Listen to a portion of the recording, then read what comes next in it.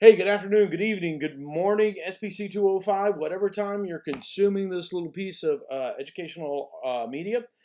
Once again, I am coming to you live on tape from my COVID 19 compound here in the greater Grovetown, Georgia metro area, the Aiken Tech Outpost in Columbia County, Georgia.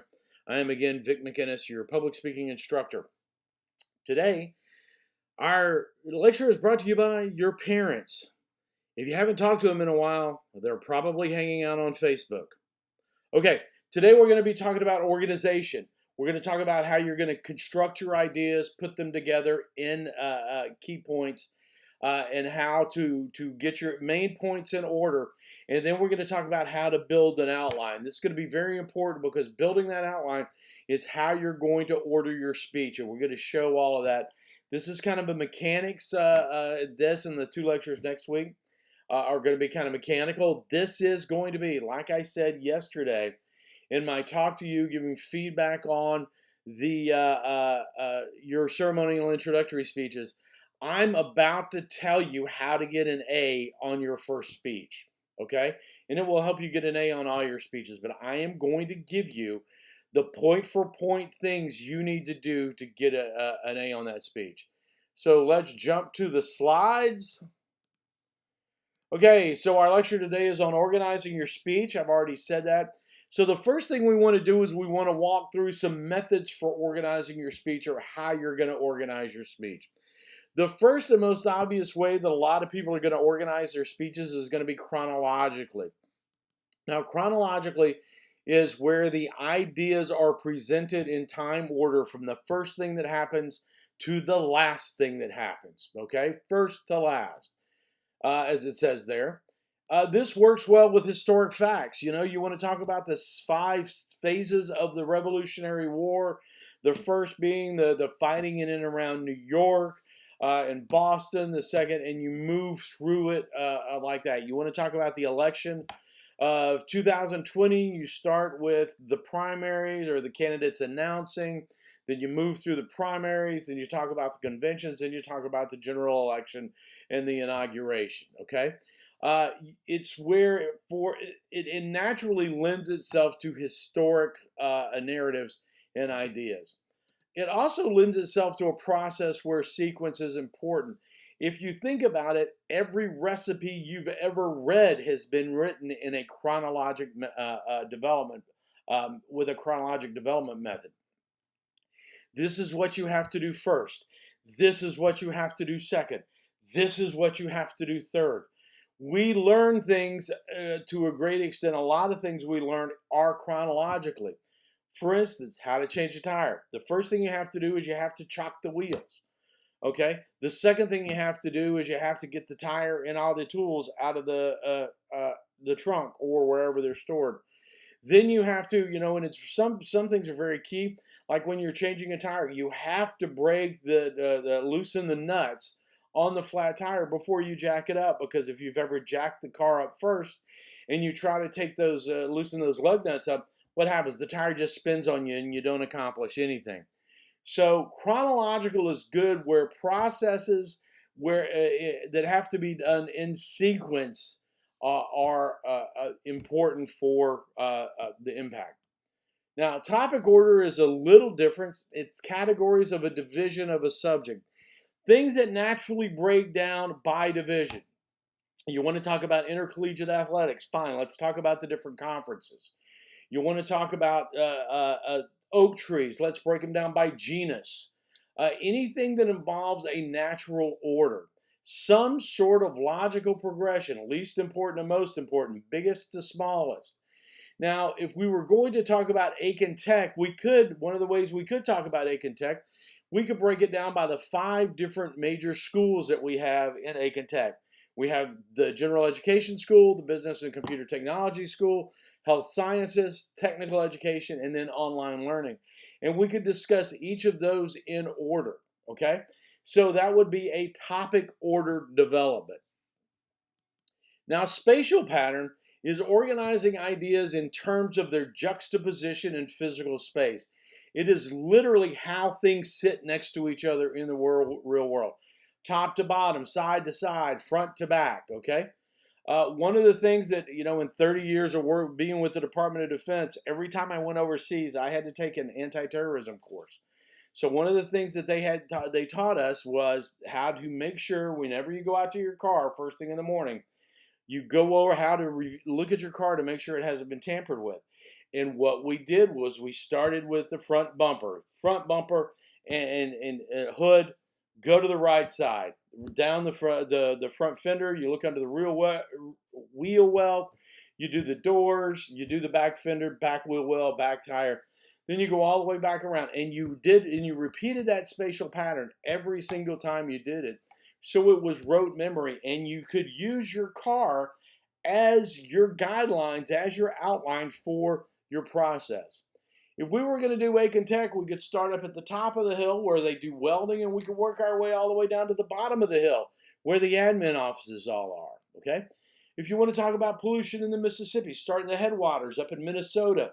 Then you talk about the middle of the river around St. Louis, and then you talk about the Delta in the South. Moving through things as they are juxtaposed. We have a causal pattern, and that's really delineates cause and effect, although usually we are going to want to do it effect and cause. And the reason for that is if we do effect and cause, we get people's attention. If we say Americans' math scores are failing in relation to the rest of the world, that's the effect. Not being on a year-round schedule is the reason. Now, if I started that speech with, hey, the United States is not on a year-round schedule, and that is a problem. And it's causing, people are going to tune me out right off the bat. But if I hit them with the effect up front, they're going to be more engaged. Okay? And that will have an impact on them first. And we are going to talk a lot more about cause and effect and the causal pattern when we get to problem solution speeches. I'm not going to talk a lot about problem solution speeches. It usually looks a lot like a cause and effect, or as we just discussed, effect and cause. But the problem solution speech proposes a solution that will resolve the effect, okay, and hopefully deal with the cause. I'm not going to go into that a lot right now. You're going to be doing a problem solution speech in about 3 weeks. We're going to cover that in detail after we get through your informative speech, okay? So the next type is narrative order. And narrative order is something I want you to think a lot about because it's really significant. Narrative order is rooted in what's called narrative theory. And narrative theory works on the premise that people remember stories and they remember facts.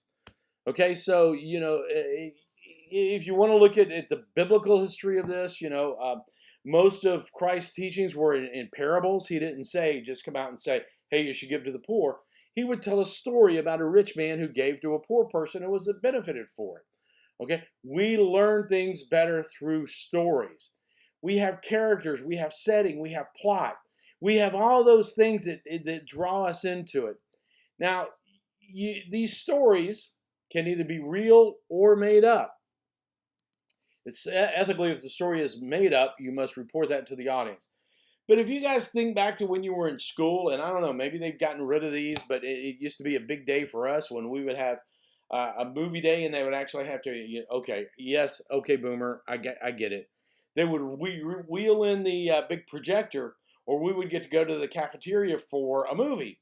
And it was always about how Bob learned to cross the street. And it would show young Bob, first thing, he would just dart out into traffic and nearly get killed. Okay? Because Bob needs to watch this film. But then they would go back and Bob's mom would talk to Bob and explain to him about cars and traffic and how to safely cross the street. And Bob would remember, next time Bob would go out, Bob would look both ways. He would stop, look, and listen, and then he would cross the street. Because we had this character, Bob, we remembered. So it made a lot of sense to us. Okay? All right, so narrative order. All right, so I flew through that really fast. I'm going to jump off the slides here for a second. Go back to me. Okay, so I want you to go back. And why do we care about outlining? Why don't we just throw things together? Okay? Why don't we just randomly throw out facts for people? All right. Remember, this is going to be a recurring theme in this class. You have to take the people that are listening to your public speaking by the hand and walk them through it. Okay? What happens when you're reading something and you're reading a book, and it happens to me all the time. Reading a book, and I get down to the bottom of the page and I'm going like, what the hell is this guy talking about? So I stop. And what do I do when I do that? I go back and I look through the material until I figure out, oh yeah, I remember this part. And then I start rereading. Okay. In a public speech, there will be no rereading. They will get it the first time or they will not. They don't have an opportunity to go back through. So you need to organize to improve retention. And what we're about to start talking about is outlining, which is where you're going to put all these ideas down on paper. And adhering to that outline and adhering to that structure, even if somebody tunes out for a second and goes, oh man, I forgot to mail the power bill. I got to pay that. I got to get online. I got to pay that as soon as I get out of here. Okay. And they tune you out. Okay. They can come back and they hear you go, well, my second main point. And they go, oh, okay. He told me what his main points were in the preview. I've got a framework to put that around.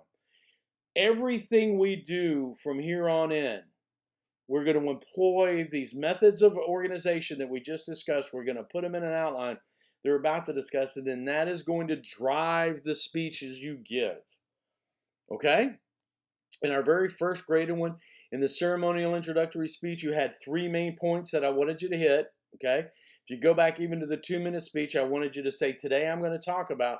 Now we're about to bring that into to nail it all down. We need to give the audience a framework as we start throwing facts out at them. They can start putting that into a framework so that they retain the information you provide better.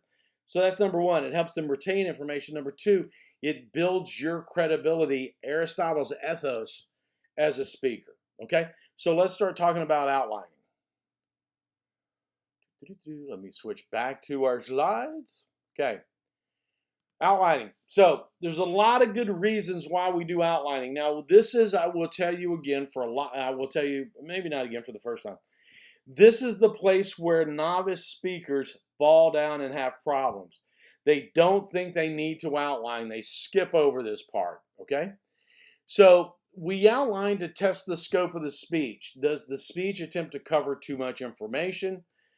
Do we adhere to the statement of purpose all the way through, or do we expand? One of the things I see over and over again, and it happened last semester, and suddenly you start bringing in stuff. You give us a good introduction. You tell us what you're going to be talking about. But then somewhere in the middle of the speech, you sort of head off into left field, and you start bringing in random facts that didn't deal with the purpose of your speech. Having an outline and translating that outline to your note card so that you can focus throughout the speech will help you do things like meet your time requirements. It will help you stay organized and move through the speech quickly. Okay? An outline will help you test the logical relationships of the main points. Do you adhere to one principal development model, or do you switch? Do you switch from chronological to spatial right in the middle of the speech? I see that a lot of times on your outlines where it's spatial, north, south, 1950s, 1980s, in which case you've switched from spatial to chronological. Okay? An outline will help you go from the logical, stick with one logical progression. An outline will let you test your supporting ideas and make sure you have evidence throughout your speech. Okay? If you have 2 main points, you're going to be required to have 3 pieces of evidence. We'll be talking about evidence next week. If you're going to be required to have 3 pieces of evidence. When you mail your outline in to me next Friday, and I take a glance down the page, and I see that you've got 3 pieces of evidence in the first main point and no evidence in the second or third main point, I'm going to tell you you haven't evenly distributed your evidence. Okay? And you can also glance at it, and one of the other things I do that I make you do is I make you show your evidence in red so that you can just glance at it and see where your evidence is, and I can glance at it and see where your evidence is, and it will make sure that you're using evidence properly in your speech. Okay? It'll allow you to test the balance and proportionality of your speech. I get outlines all the time where it's a 2-page outline, which is extremely long for an outline to begin with. Outlines, if you're gonna, use like even double spacing, an outline shouldn't really go past about a page and a half. If you're really gonna space stuff out and print it big, maybe 2 pages, but 2 pages should be the limit. But I all the time have outlines that are 2 pages long, that the first main point is a page and a half long and the second main point is 2 lines. I mean, clearly that's a problem. That is not a balanced speech. All the main points should be roughly the same size. And everything should be well, proportioned. And I'm going to show you an outline before you actually have to turn one in. I'll post that next Monday, okay? It also helps you in developing your notes. And we'll go into, and I'll show you some note cards and what you need to do with notes next week, okay? All right, but one thing to remember, never, ever write your outline in full sentences. Never write your outline in full sentences. Now, I know the book tells you to write in full sentences. Ignore that part of the book. Here's why. You start off typing your outline in full sentences, okay? By the time you get to the bottom of your speech, you're typing out you're typing your speech out word for word. And we are not going to do that in this class. We are delivering our speeches extemporaneously. And that lecture will post on Monday. So don't ever write your outline out in full sentences here. Let me go back. Boom. Never write your outline in full sentences. Okay. So you guys have taken English 101. That's a prereq to take this course. So you should be familiar with outlining. Okay. But I'm going to walk you through what an outline should look like for SPC 205. So the first thing on your outline is always your introduction. And the first thing in your speech is always, always, always an attention device. Okay, so let me jump out here again. Go back to, because this is really important.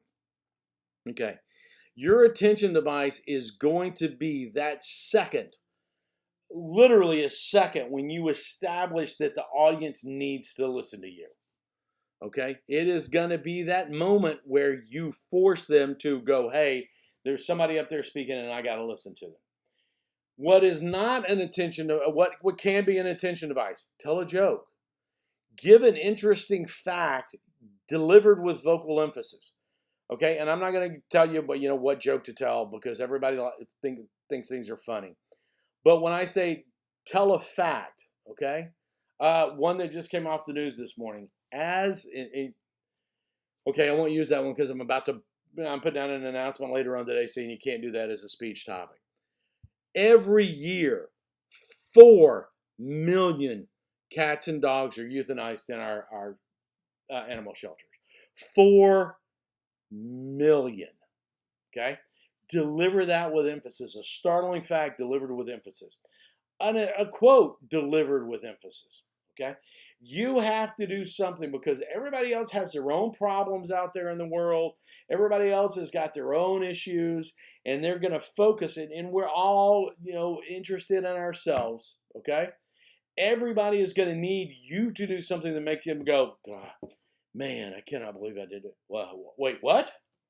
Okay? Your startling fact. Here's what's not an attention device, and you will have a problem with this. Hello. Good morning. Hey. Okay. My name is. You're going to get a chance to introduce yourself. Those tags that you just throw out to start talking because you're not comfortable are actually anti-attention devices. Because if you get up there and say, hey, everybody, how you doing? Okay, that's my other one that really ticks me off. How you doing? Hey, how you doing? What that communicates to the audience is that they're not ready to start talking yet. I can ignore them. And then people that are listening to you will stop listening to you until you start your attention device. And you're never going to get that instant back, because if you do what we've been talking about and you go up there in front of the audience and you stand there and do nothing and manage the silence, control the silence, embrace the silence, where you're not saying anything, you're just looking at your notes for 2 or 3 seconds, they're immediately going to go, well, that's unusual. Why is that person not speaking? They're going to start going like, okay, what's going on here? And then when you start talking, you give a startling quote. Every year, I mean, just think about it. You step up there and then it's quiet. Every year, 4 million dogs and cats are euthanized in our animal shelters. Let me say that one more time. 4 million dogs and cats are euthanized in our animal shelters every year in the United States. Okay? That gets people's attention. Okay? The attention device is always, always, always, always the first thing in your speech. Not, hey, how you doing? Good morning, good afternoon, good evening. Okay?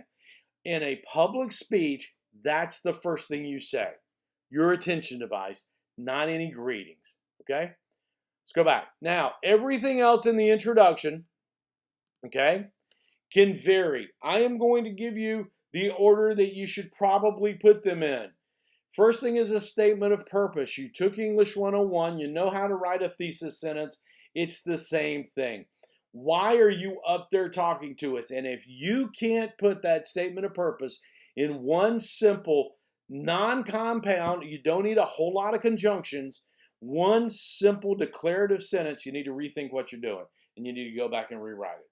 So a simple statement of purpose. Next, you tell us why you're qualified to speak on this topic. Now, I know a lot of you are going to talk on topics that you don't have PhDs on, that you haven't been working in the field.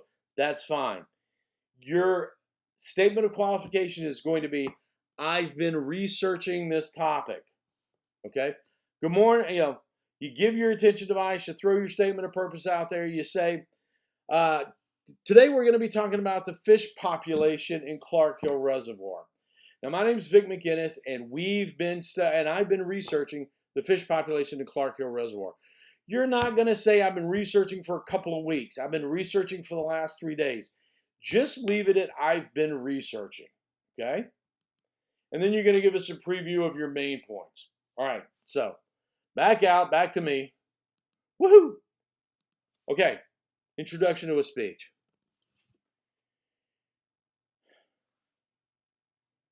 Recreational activities on the Clark Hill Reservoir add $127 million to the economy of the Central Savannah River area every year. Let me say that one more time. Recreational activities in the Clark Hill Reservoir add $127 million to the economy of the Central Savannah River area every year. Today we're going to be talking about one specific component of that those recreational activities, fishing and the fish populations in Clark Hill Reservoir. My name is Vic McInnes, and I've been researching this topic. And today we're going to have 3 main points. I'm going to talk about a fish population survey that was done in the 1980s. I'm going to talk to you about a fish population survey that was done in 2016. And then I'm going to talk to you about what's causing the significant drop in the fish populations that we're going to see between those 2 dates. Okay? That was it. Attention device. $127 million. And I have no idea if that's true. I just made it up. Statement of purpose. Today I'm going to be talking to you about one specific part of that, fishing and the fish populations in Clark Hill Reservoir. My name is Vic McInnes, and I've been researching this. And here's the 3 things I want to talk to you about. Now, no matter what happens, the audience already knows, okay, we're going to get fish study 1, fish study 2, what's causing the problems.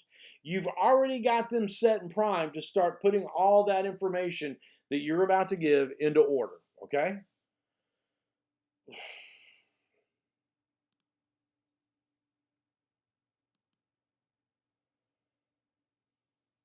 All right, we're good.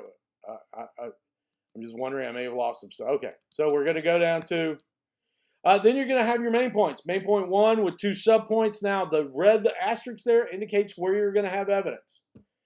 Subpoint 1, subpoint 2. Okay? Here, let me do this real quick. Make sure I get this. I'll have to go back and see if this actually taped properly. I'm still not too sure how QuickTime works, okay? Main point 1, main point 2, main point 2, subpoint 1, subpoint 2. And again, all my evidence is, and when I'm citing sources, is there in the subpoints. Okay? All right. Little diet Sprite to ease my throat. Okay. Then we come to the conclusion. You're ready to, and you can see how evenly spaced my evidence is broken out here. Okay? Then we come to the conclusion, and the conclusion has 3 parts. And theoretically, 2 of them can be done in any order, but again, I'm going to recommend you follow this order. Restate your purpose, which should be the statement of purpose in the past tense. Statement of purpose was, today I'm going to talk to you about the fish populations in Clark Hill Reservoir. Restate your purpose. So, in conclusion, today I have talked to you about the fish populations in Clark Hill Reservoir. You just make it past tense of the verb. After you restate your purpose, you're going to review your main points. Okay? And then finally, you're going to have a closing statement. Okay. Let me talk to you about one thing real quick now that we see the conclusion and the introduction together, and I want to point something out to you. Because this is where people lose points in the introduction. One of the ways that people lose points in the introduction and the conclusion. The statement of purpose and the preview of main points and the restatement of your purpose and the review of your main points have a tendency to get merged. In the introduction, it's real simple. Stick your speaker qualifications in between the two, and that way you'll know they're going to stay separate. Okay?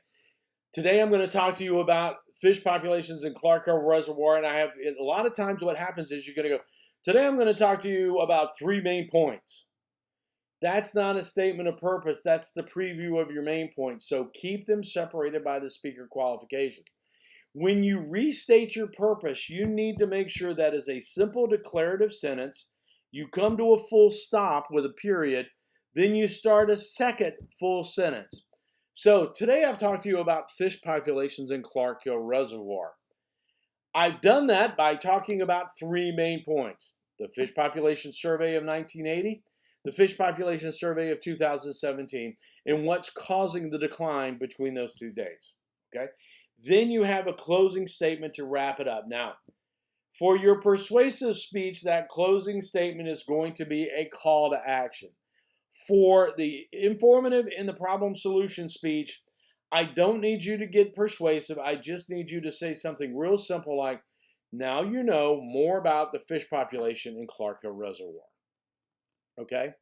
The closing statement is just something I want you guys to start putting in there as a way to end your speech, because if you don't have that closing statement, you wind up feeling really awkward and you just sort of stand there and you don't feel like you've really ended the speech, and your audience doesn't really know that you've ended the speech. So you give a closing statement with something like, today I have talked, and so now you know more about whatever it is. Okay. Couple more things. One more thing, and then I want to sort of run it all together and tell you how to get an A on your next speech. You need explicit spoken transitions in all of these. Okay, remember what I talked to you about, how I needed to explicitly hear you say, today our speaker will be talking about, same thing here. You need to, when you finish your preview of your main points, you need to pause. Okay, let me jump out of slides here and go back, because I'll be back here for the remainder of the time. Okay, finish. I've already gone through my attention device. I've already done my statement of qualifications. I've already done my statement of purpose, given my qualifications. I met the preview of my main points. Today, I'm going to talk to you about 3 things. I'm going to talk to you about the Fish Population Survey of 1980. I'm going to talk to you about the Fish Population Survey of 2016. And I'm going to talk to you about what's caused the significant drop in the population over those 36 years. Now, my first main point is that Fish Population Survey of 1980. Okay, you see that pause and then an explicit statement, then I'm moving to my first main point. Okay, when you get to the end of your second main point, and the fish population was considered to be 100,000 fish per cubic mile of water. Now, my second main point is going to be that fish survey population survey that was done in 2016. Okay, I talk about that. Then when I get to that, I go, so you can see there was a significant drop in population between 1980 and 2016. And my third main point that we're going to discuss today is I'm going to tell you why that happened. Okay? So there's explicit transitions between each. Okay. Now, let me tell you how to get an A on your informative speech. It's worth 75 points, how to get 75 points. Okay. Well, 70. I rarely, if ever, find a speech to be perfect. I give a lot of A's. I don't give very many 100%. But I do. If you give a perfect speech, you'll get a perfect score. Okay. Here's what you need to do. You stand up. You turn your camera on. You walk back to your spot. You plant your feet. You pause for a second. You start with an attention device, okay, delivered with good vocal emphasis. You give me your statement of purpose. You identify your qualifications to speak on the topic by saying, I have researched this topic today. Then you give us a preview of your main point. Then you pause and transition to your first main point. You give us the information for the first main point. You stop. You pause. You say, and now for my second main point. You give us everything we need to know from your first main point. You pause. You stop. You give us a second, and then you say, and finally for my third main point, and you give us everything in the third main point. Then you pause, and you look at us and you say, now to wrap this up, or in conclusion, to let us know the speech is ending. You restate your purpose, you review your main points, and you give us a closing statement. You keep that between 4 to 6 minutes. You stand with your feet planted on the floor, shoulder width apart, even to the camera. Head up, shoulders back, arms relaxed, and not clasped, hands not clasped in front of you. You speak in a slow cadence or rate that allows you to articulate, and you use pauses, okay? And you get it between 4 to 6 minutes, and that's 75 out of 75. Okay? Again, I'll say it again. You start with an attention device. Ice cream truck going by outside, just to add a little emphasis to what I'm saying here. You start with an attention device. You give us your statement of purpose. You give us your qualifications. You preview your main points. You pause. My first main point will be, you go through your first main point. Pause. Now my second main point is, go through your second main point. If you have a third one, pause. Now my third main point will be, go through your third main point. If you've had 3 pieces of evidence within those main points, you've met that criteria. Then you pause. Now in conclusion, I have talked to you about restate your purpose, review your main points, give us a closing statement, pause, go turn the camera off. You keep it between 4 to 6 minutes, that's a perfect speech. Okay? Let me explain to you my grading technique, and I'll do this again next week when we go over the rubric. I'll have the rubric. Introduction says, attention device, statement of purpose, qualifications, preview. Attention device, check. Statement of purpose, check. Statement of qualifications, check. Preview and main points, check. You got all the points available for your introduction. Okay? All the way through, and we'll do that next week. But again, this is a mechanics course. This is a process course. You need to focus on the process. Focus on what I'm telling you. Focus on doing exactly what I say. Okay? Don't get up there and say, hey, how you doing? Hey, good morning. Hey, my name is. You start with your attention device. Okay? And you go from there all the way through.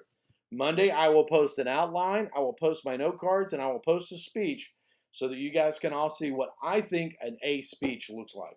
All the speeches I post, I think, would have gotten an A. The introductory speech I did the other day, I spent about 8 minutes preparing for, so that was a little rough. But I still think it would have gotten a 45 out of 50. Okay? All right. That's it for today. Hopefully this all taped, and I'll have to go back and do it again because if that happens, it won't be done until Saturday, and I don't like posting stuff on Saturday. So, again, if you have any questions, email me.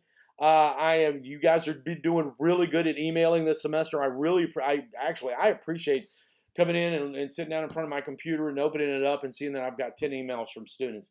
That means you guys are trying to figure things out and trying to learn how to give public speeches.